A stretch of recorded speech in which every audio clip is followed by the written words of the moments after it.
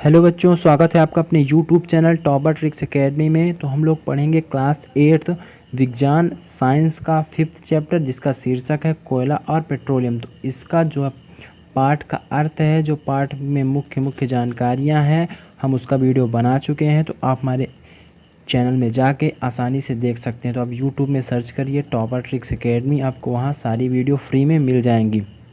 सभी सब्जेक्ट की वीडियो वहाँ उपलब्ध हैं। तो आप अपने दोस्तों के पास भी शेयर कीजिए इस वीडियो को, ताकि वो भी फ्री वीडियो क्लास का फ़ायदा उठा सकें।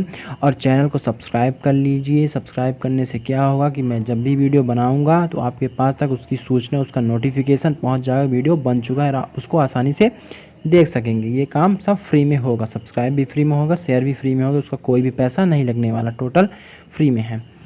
तो चलिए आगे बढ़ते हैं, करते हैं इसके क्वेश्चन आंसर आज हम। तो प्यारे बच्चों, ये रहा आपके सामने अभ्यास। तो अभ्यास का फर्स्ट क्वेश्चन क्या है, देखिए। सीएनजी और एलपीजी, सीएनजी और एलपीजी। तो यहाँ आपका सीएनजी का मतलब है कंप्रेस्ड नेचुरल गैस, और एलपीजी का मतलब है लिक्विड पेट्रोलियम गैस। तो इसका प्रश्न क्या है, सीएनजी और एलपीजी का ईंधन के रूप में उपयोग करने में क्या लाभ है। तो इसका आंसर है बच्चों, देखिए, सीएनजी और एलपीजी का उपयोग परिवहन, अर्थात जितने भी वाहन हैं, गाड़ियां हैं, उनमें वाहनों में ईंधन के रूप में किया जा रहा है, क्योंकि ये कम प्रदूषण कम फैलाती हैं, स्वच्छ ईंधन होने के साथ साथ सस्ते भी हैं। ठीक। और सीएनजी और एलपीजी का अधिक लाभ यह है कि इन्हें घरों और कारखानों में सीधा जलाया जा सकता है। यहाँ इनकी आपूर्ति पाइपों के माध्यम से भी हो सकती है। इनका एक स्थान से दूसरे स्थान तक ले जाने के लिए पाइपों का उपयोग भी किया जा रहा है। ठीक। तो यही लाभ है। आप वीडियो को रोककर आसानी से अपने नोट्स में लिख लीजिए, उसके बाद वीडियो चलाकर फिर देख सकते हैं। और ये वीडियो यूट्यूब में सेव हो जाएगा, तो आप इस वीडियो को जितनी बार मन हो उतनी बार आसानी से जब मन हो देख सकते हैं। तो आगे बढ़ते हैं, देखते हैं सेकेंड नंबर प्रश्न क्या है। पेट्रोलियम का कौन सा उत्पाद सड़क निर्माण हेतु उपयोग में लाया जाता है। तो देखिए इसका आंसर क्या है। पेट्रोलियम, लिखिए आंसर।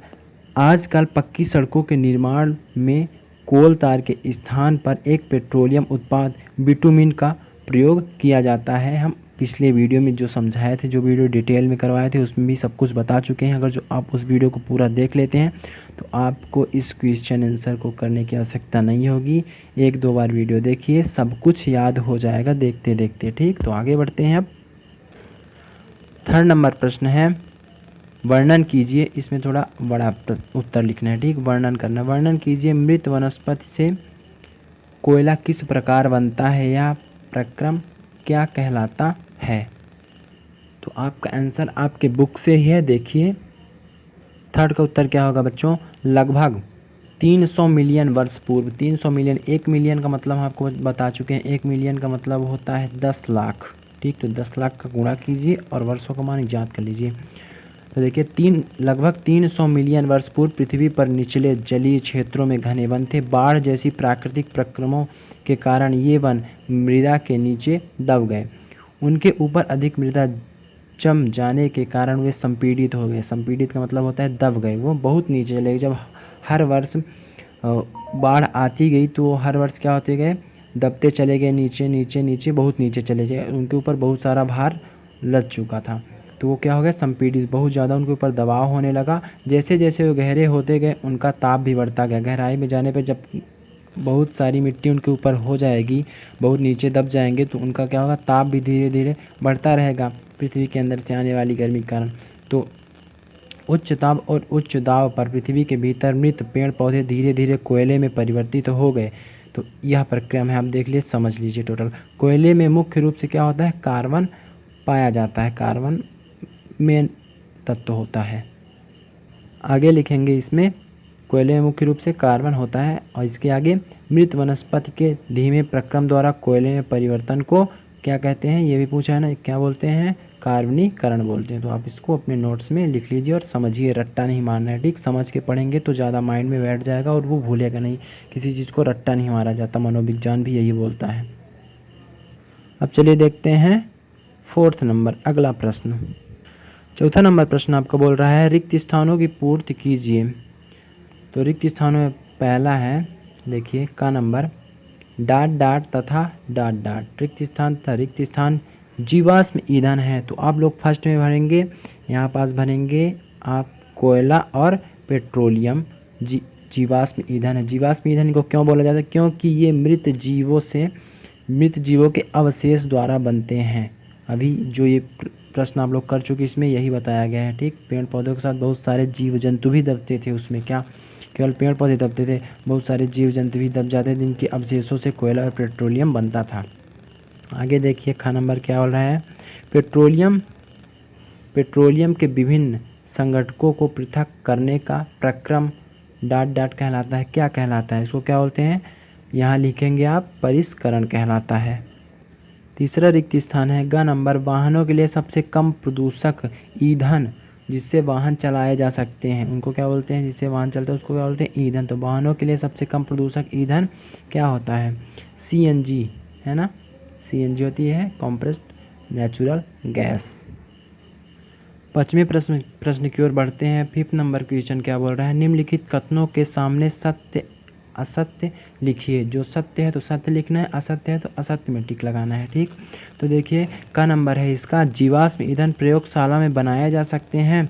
तो आपका क्या होगा, जीवाश्म ईंधन किससे बनते हैं? वो प्रकृति द्वारा प्राकृतिक रूप से बनते हैं, तो इसका होगा असत्य होगा। ख नंबर क्या है, देखिए ख नंबर है, पेट्रोल की अपेक्षा CNG अधिक प्रदूषक ईंधन है। तो इसका भी असत्य होगा। अभी आप पढ़ चुके हैं, जो CNG होती है वो प्रदूषण कम फैलाती है, इसलिए आजकल उसका उपयोग में ज़्यादा ध्यान दिया जा रहा है सरकार द्वारा। और ग नंबर है, कोक कार्बन का लगभग शुद्ध रूप है। कोक क्या होता है? कार्बन का क्या शुद्ध रूप होता है? तो ये सत्य है, बिल्कुल कोक कार्बन का शुद्ध रूप होता है। घ नंबर देखिए, कोल तार विभिन्न पदार्थों का मिश्रण है। बिल्कुल सही बात है, क्योंकि कोल तार जो होता है लगभग 200 पदार्थों का मिश्रण होता है। तो ये भी आपका ग नंबर सत्य हो जाएगा, 4th। और 5वां देखें, मिट्टी का तेल एक जीवाश्म ईंधन नहीं है। तो मिट्टी का तेल क्या है? क्या बोल रहा है? जीवाश्म ईंधन क्या ये नहीं है?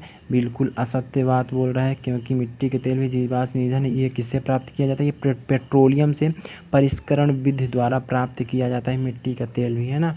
तो ये जीवाश्म ईंधन है। तो आपका क्या हो जाएगा, फर्स्ट में असत्य, दूसरे में असत्य, तीसरे में सत्य, चौथे में सत्य और 5वें में असत्य हो जाएगा। आगे बढ़ते हैं। 6 नंबर क्वेश्चन देखिए। तो बच्चों आप लोग लाइक कर दिया करिए और ज़्यादा से ज़्यादा शेयर कर दिया करिए, ताकि आप लोग हमको मोटिवेट कर सकें, हमको भी पता चले कि हाँ वीडियो समझ में आ रहा है बच्चों को, इसलिए लाइक कर रहे हैं, शेयर कर रहे हैं। आप लोग लाइक नहीं करते, बहुत सारे व्यू हो जाते हैं, 1000, 2000, 10,000 व्यू चला जाता है, लेकिन उसमें लाइक बहुत कम आता है। तथा चैनल को सब्सक्राइब कर लीजिए, सपोर्ट करिए, हम आपको फ्री में मदद कर रहे हैं, तो आप भी हमारी मदद कीजिए। और जिन बच्चों के पास तक वीडियो नहीं पहुंच रहा है, उनके पास तक वीडियो कैसे भी करके व्हाट्सअप, फेसबुक, ट्विटर कुछ भी करके उनके पास तक लिंक या इस चैनल की पहुंचाइए। तो आगे बढ़ते हैं, देखते हैं 6 नंबर क्वेश्चन क्या बोल रहा है, समझाइए जीवाश्म ईंधन समाप्त होने वाले प्राकृतिक संसाधन क्यों हैं। तो इसका आंसर देखिए, बेहतरीन क्वेश्चन है ये। तो जीवाश्म ईंधन समाप्त होने वाले प्राकृतिक संसाधन है, उत्तर है क्योंकि मृत जीवों को ईंधन में परिवर्तित होने में लाखों वर्ष का समय लगता है। कितना लगता है? 300 मिलियन वर्ष। अभी पढ़ चुके हैं ना ऊपर, 300 मिलियन वर्ष लगता है उनको किसमें परिवर्तित होने के लिए, जीवाश्म ईंधन में परिवर्तित होने के लिए। तो लाखों वर्ष का समय लग जाता है, और उपलब्ध भंडार सिर्फ कुछ सालों तक के लिए ही पर्याप्त होता है। जो उनका भंडार मिलता है, इतनी जनसंख्या बढ़ चुकी है आज दुनिया में कि उनका बहुत दिनों तक उपयोग नहीं चलता है, वो जल्दी ही ख़त्म हो जाते हैं। इसलिए हमें इनका न्यायोचित प्रयोग ही करना चाहिए। यही कारण है कि जीवाश्म ईंधन जल्दी ख़त्म हो जाते हैं। अपनी देसी भाषा में आपको समझा दें कि जीवाश्म ईंधनों को बनने में बहुत समय लग जाता है, ठीक, लेकिन वो ख़त्म, अगर जो उनका भंडार कहीं मिल जाता है कि इस स्थान से जीवाश्म पेट्रोलियम या कोयला निकल रहा है, तो वो उनका खपत इतना जल्दी हो जाता है, इतनी ज़्यादा जनसंख्या है, इतनी ज़्यादा मांग हो चुकी है कि वो बहुत जल्दी ख़त्म हो जाते हैं। यही कारण है कि प्राकृतिक संसाधन, जीवाश्म ईंधन समाप्त होने वाले प्राकृतिक संसाधन क्यों है, ठीक। तो यही आपका आंसर है। 7 नंबर देखिए, कोक के अभिलक्षणों और उपयोगों का वर्णन कीजिए। तो ये रहा आपके सामने 7th नंबर 7वें प्रश्न का आंसर कोक के बारे में। ठीक, तो टोटल आपके बुक में ही है। ठीक, हम आपको समझा देते हैं जो भी शब्द आपको कठिन लगते हैं।